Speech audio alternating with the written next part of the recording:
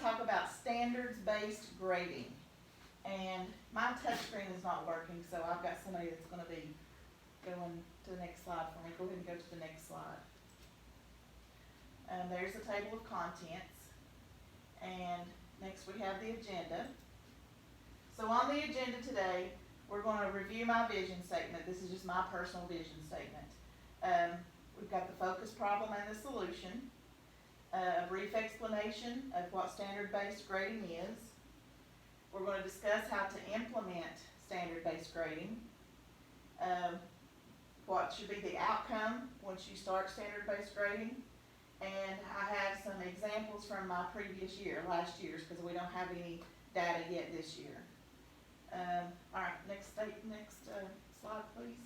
All right, my personal vision statement is, I will participate in professional development opportunities to enhance my teaching practice and seek ways to better implement standards-based grading. I will create a safe learning environment for my students and provide them with hands-on, interactive, and differentiated learning experiences so that they become confident problem solvers. And I think that's everybody's goal. All right, next slide. The focus problem.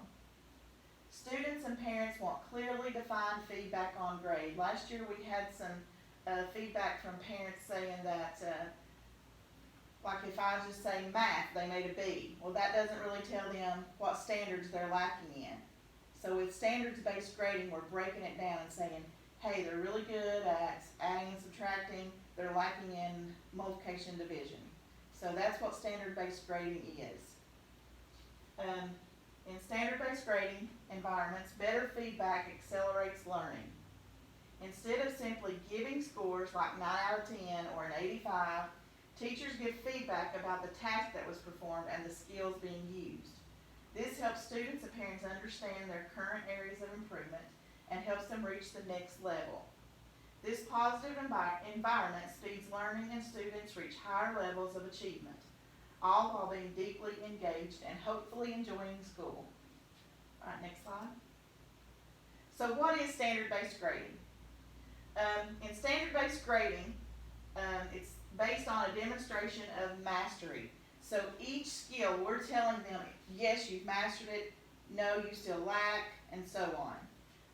Usually it's not really done in letter grades like A, B, and C. It's more so 1, 2, 3s, and 4s. At least that's how I did it last year. I would turn those letter grades into actual numbers. 1 being very low, they did not get the skill. 2, you're beginning to get the skill, but you need a lot of practice. 3, you're right there where you need to be. And 4 is what I would consider a student, they mastered the skill and can probably teach it to another student. All right, so the grading is based on demonstration of mastery. Students attempt standards-aligned activities such as projects, worksheets, quizzes, essays. Teachers assess the student output and choose the appropriate mastery level that was demonstrated. Typical scales are 1 through 4, which I've just covered, and there I have usually what the numbers mean. 1 indicates that students have very little understanding of the concept. A score of 2 means they only demonstrate partial mastery. 3, they're on target, and 4, they can usually teach that standard themselves. All right, next slide. Implementation. Standards-based grading is an innovation in education that focuses on learning and helps increase achievement, and that's our goal. It's kind of hard to explain to parents when a lot of them don't even know what the standards are. So I created a link here for parents and students. They can go show their parents, and it makes the parents understand better what standard-based grading is all about. Here's the traditional grading scale, and that's the standards-based grading scale, the 1 through 4. All right, next slide. All right, step 2. Actually, go back to step 1. We skipped 1. Thank you. Sorry. That's okay. Students will be given a pre-assessment.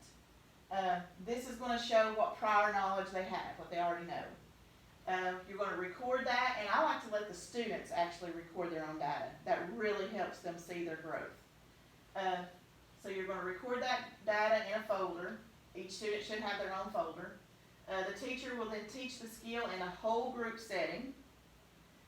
Based on the pre-assessment scores, the teacher will teach remedial skills in your small group setting.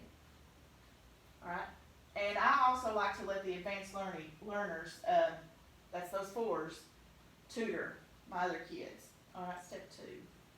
The post-assessment should be given after the lesson has been taught.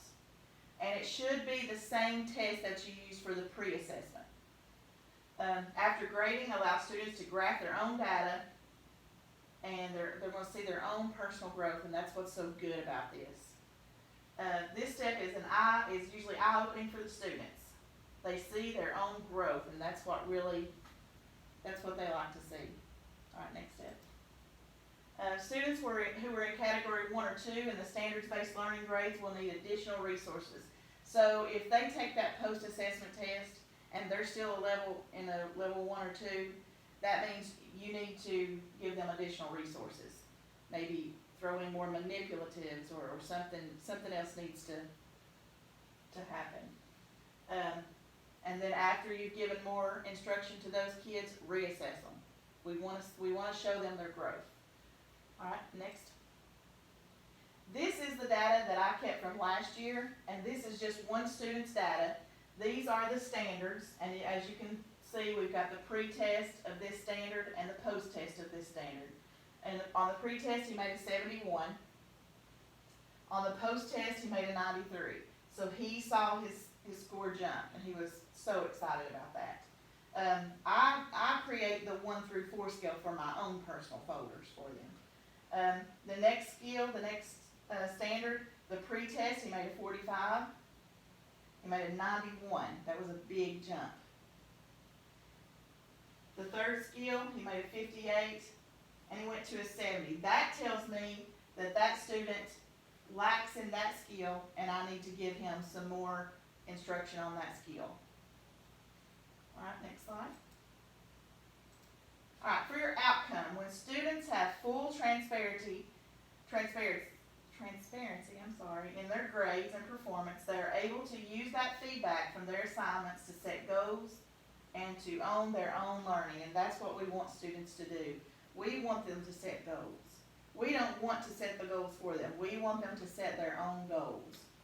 And we want to show them their growth. We want them to see their growth. And last year, most of my students showed significant gains on their end-of-year tests, and I believe that had something to do with the standard-based grading. Thank you for watching my presentation.